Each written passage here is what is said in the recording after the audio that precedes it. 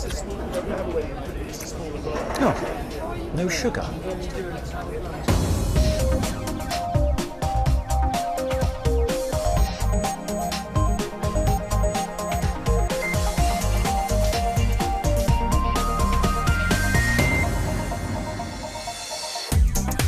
This week on Click, we're putting you right in the middle of the action without leaving your seat. You will need the goggles though. We're at the Commonwealth Games where for the first time ever 360-degree footage of a major sporting event is being live streamed to a virtual reality headset. If that's the future of watching sport, we'll also be looking at experiments exploring the use of VR to create immersive journalism. Our dreams become reality as we sit down with screen legend and sci-fi queen Sigourney Weaver to talk about her latest role. Hint, may contain aliens. And we'll look at how to plan your latest journey in Webscape.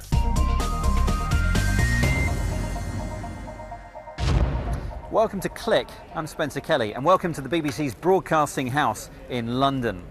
But what does the future of TV look like? Well, back in the 80s, the futurologists were telling us that one day we'd all be wearing one of these, exploring our own virtual worlds from the comfort of our own homes. The problem was, back then, VR was rubbish. So it went away, but not, as it turns out, for good. These days, the displays inside the goggles are much better, and the motion sensing technology is far more responsive. And that means virtual reality is back. And it's not just being used in video games. Dan Simmons has been to the Commonwealth Games in Scotland to witness a world first where the BBC is attempting to give you a ringside seat.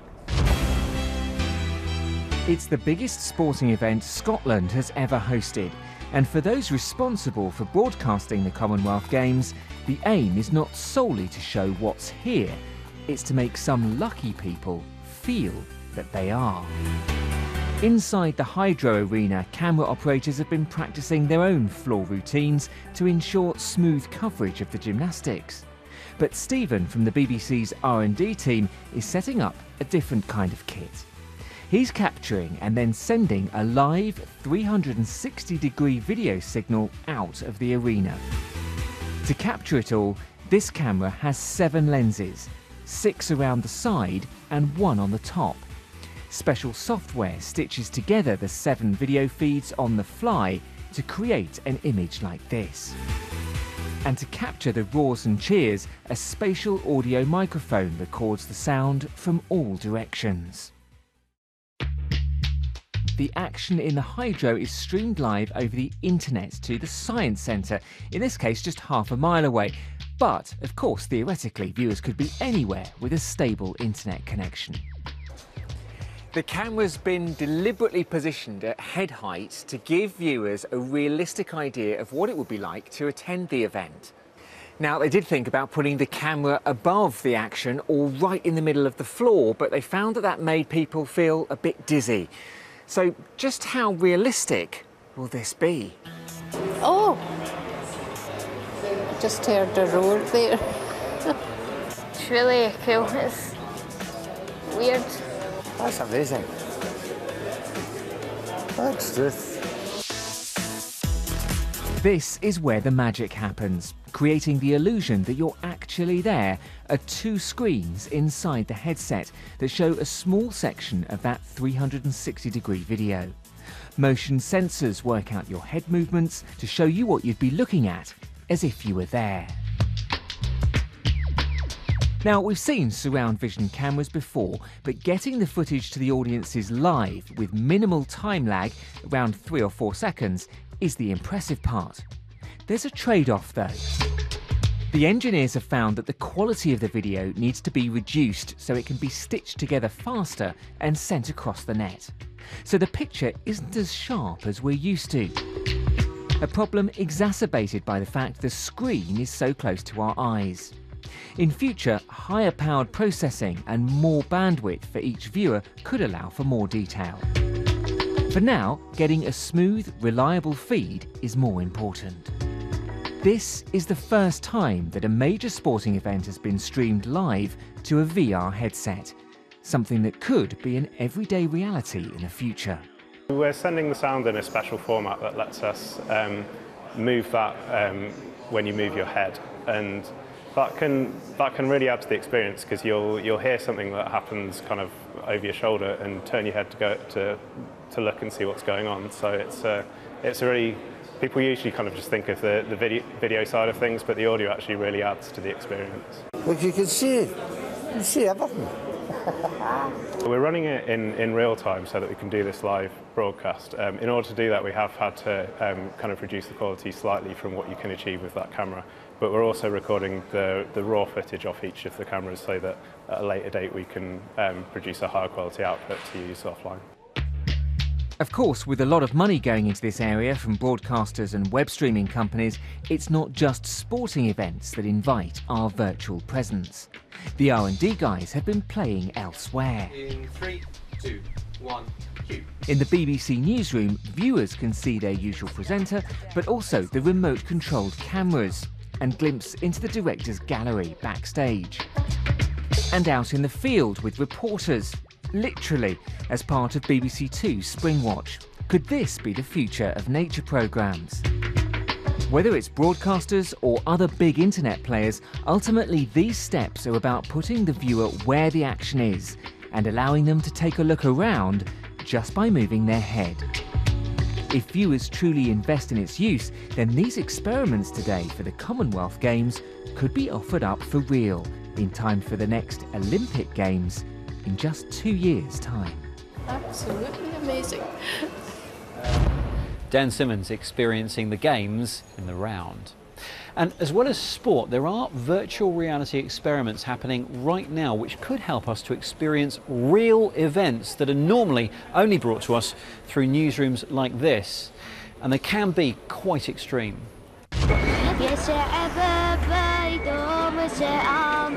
The sights and sounds of Aleppo in Syria, experienced through a virtual reality headset. The participant is transported to a place where anything can happen.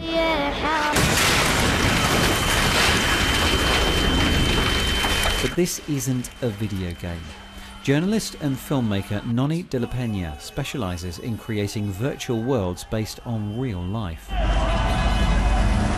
The bomb is from an actual event, and we had to collect multiple sources to both figure out what the buildings looked like before the bomb hit and what happened in the aftermath. And this included mobile phone videos, a video camera, and various audio that people on scene had gathered. Just tell us what you were trying to achieve with this really immersive journalism. So it's really extraordinary how easily the mind can be tricked when you use really good goggles, virtual reality goggles, and you use very believable audio and fast cameras that track anywhere you look. You can really have a sense of presence that you're in another place. It's all part of something called Project Syria. To create it, Noni deployed a team to gather material at a refugee camp on the border. That sense of being there, the sense of empathy, the sense of deeper understanding of a story, I think really makes these pieces valuable for the future of journalism. How do you build it? Well, the first one I built, which was called Hunger in Los Angeles, which we recorded audio at food banks until we recorded a day where a man went into a diabetic coma because the food line was so long and his blood sugar dropped too low before he got sustenance. That piece I built for $700 of my own money. I had to learn a lot of things quickly. I begged and borrowed favors. Now I tend to get bigger teams. We're actually outsourcing some of our model making now. How have people reacted who've experienced this? It has been really astonishing to me. I've had people down on the ground crying when he falls to the ground. I mean, this virtual human, non-existent. I mean, it's a ghost. It's nothing there. They've literally reached in their pocket for their cell phone to call for help before they realize, you know, where they are. It's like an instantaneous reaction. So what'd you think? Oh, you're crying. It may not look like reality just yet, but it's clear that the scenes she recreates can still have a very powerful effect on those who experience them. That was Noni de la Peña. There's certainly a lot of talk at the moment about VR being able to put you in the moment, though of course there are some moments none of us would rather be in. So why not give us your thoughts about the applications of virtual reality we've shown you so far? Email click@bbc.co.uk or tweet us @bbcclick. Next up, a look at this week's tech news. The UK government has announced that driverless cars will be allowed on public roads from January next year. Previously, concerns about legal and insurance issues have restricted the machines to only being allowed on private roads. The government has also invited cities to compete in trials of the tech, while a review of road regulations has been ordered to provide guidelines for their introduction. Next step, flying DeLoreans, I promise. A highly sophisticated cyber attack on Canada's National Research Council could take up to a year to repair, according to its government. The attack, which temporarily shut down the Research Council's computers, has been blamed on a Chinese state-sponsored actor by the Canadian government. The Chinese embassy in Ottawa dismissed the report as a groundless allegation. It's unclear which information was compromised. Games publisher Electronic Arts has announced a new Netflix-like subscription service for its games on the Xbox One console. Called EA Access, the plan is to ask gamers to stump up £3.99 a month for unlimited gaming on a selection of titles, providing they keep paying, of course. Initially, only 4 games are up for grabs, but the company says more will be added before the full launch later this year. The service will also offer early access and a 10% discount to new EA games. And finally, it turns out Facebook isn't the only site to experiment on its users. Lots of them do, including dating company OkCupid. The matchmaking site released analytics showing how it made up compatibility ratings to influence how people viewed prospective matches. The result? Well, love is just as complicated, no matter how compatible you're told you are. So just like real life.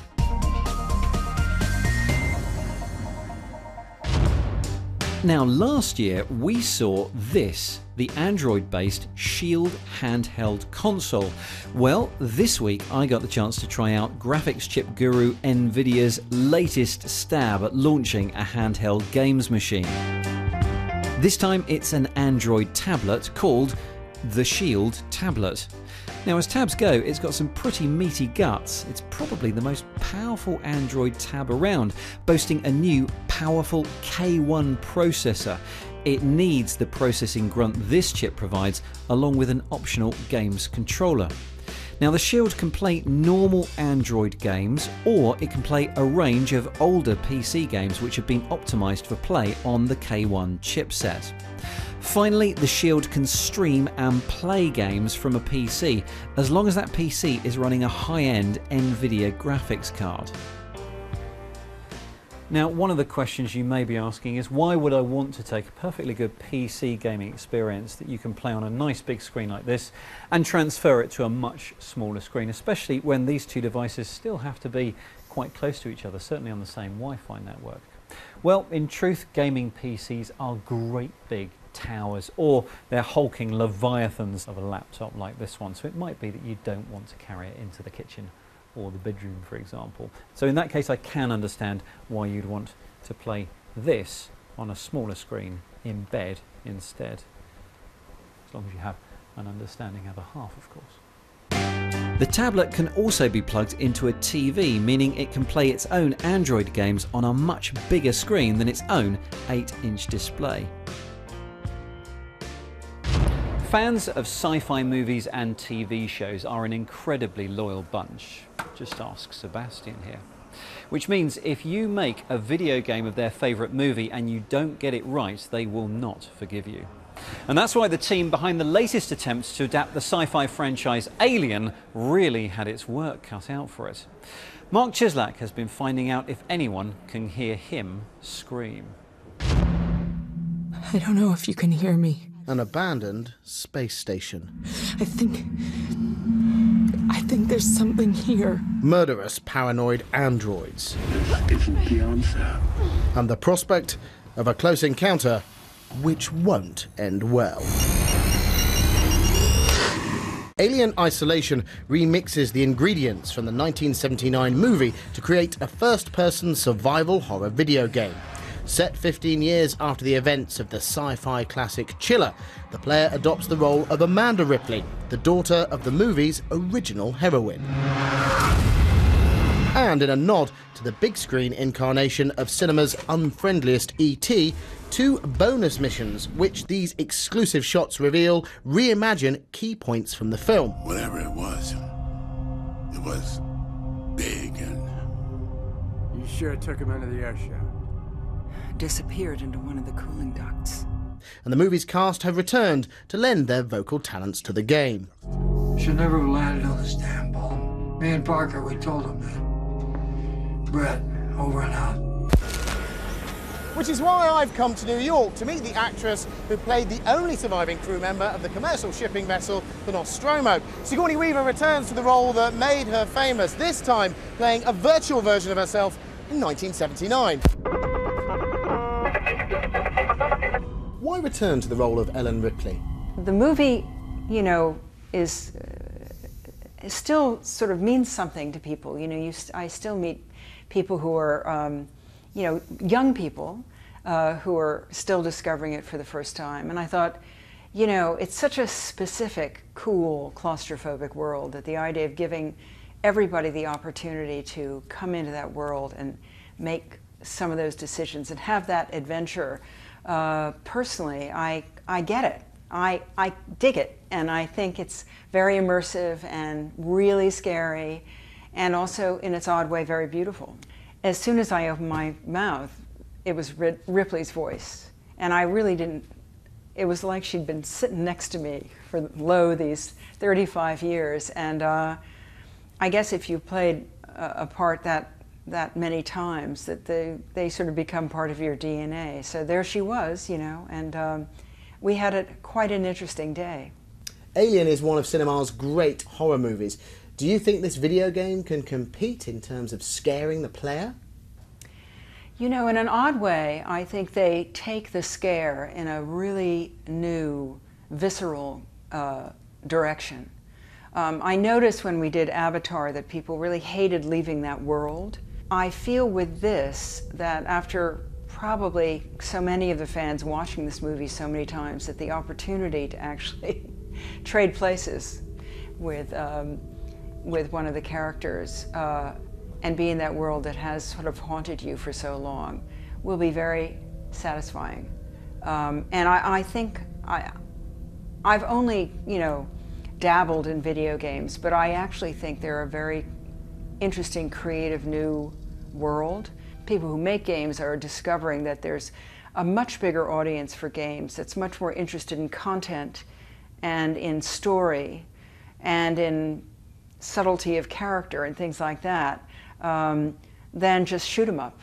And I know my husband just directed a video game that's based and inspired by a play.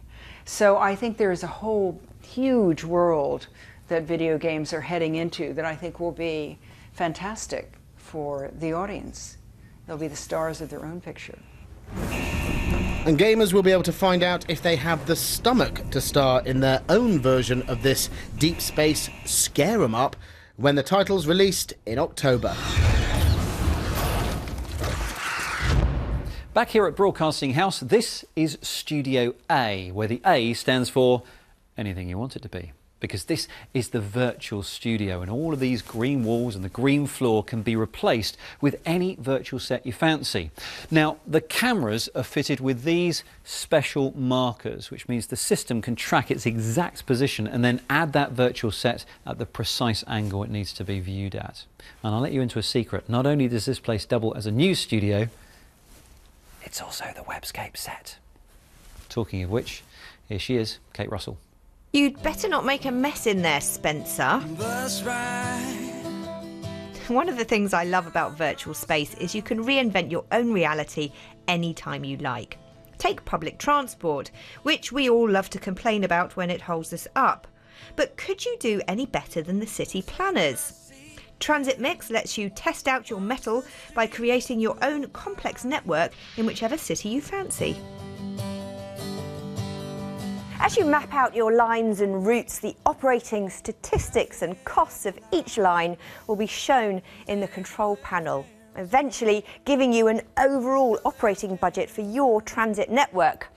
You'll have to go to the real city records if you want to compare this with reality.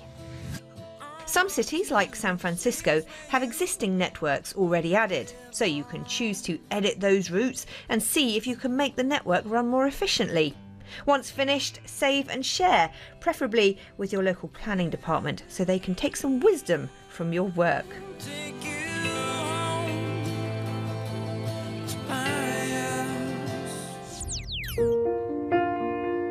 If you have or witness an accident or serious illness, you call the emergency services. But while you're waiting for them to arrive, there could be a qualified medical first aider close by to offer immediate support. If you have the presence of mind to use it, the Good Sam emergency app aims to help people alert any registered first aiders close by so they can provide immediate assistance.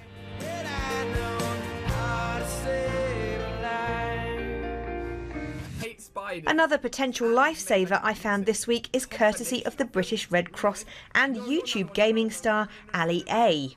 Lots of games come with epilepsy warnings, but according to research by Epilepsy Action, almost 9 in 10 people wouldn't know how to help someone who was having a seizure. Now, that's the purpose of this video that plays out like a first-person shooter game. Captain located. Uh-oh, he does not look like he's in a good way right now. Let's head over and see how we can assist the captain. Okay, so a few problems here. Rigid body, arching back, jerking movement. Despite a lot of work being done to try and encourage girls to think about careers in computing, there remains a massive gender gap. New Initiative Made with Code has put together a brilliant series of videos and practical coding projects that aim to appeal to girls across the globe by making computer science relative to their lives and interests. The projects include coding a 3D printed bracelet, making a platform to accessorize your selfies, coding a 2D avatar from scratch, creating a unique animated GIF, and putting together your own Beats soundtrack. And while the target audience is girls, I would think most boys would enjoy coding these projects too, and even a couple of parents.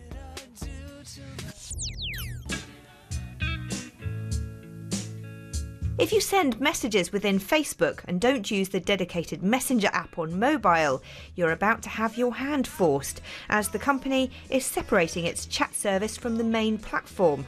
This means you will have to download the free dedicated app to keep chatting through Facebook, but should experience faster messaging untangled from the main timeline.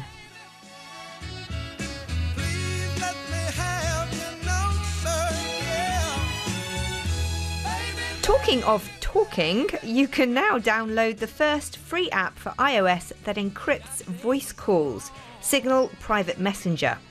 Made by the same open source security specialists that made Red Phone secure calls for Android, you can make and receive encrypted voice calls cross-platform with anyone who has either app installed.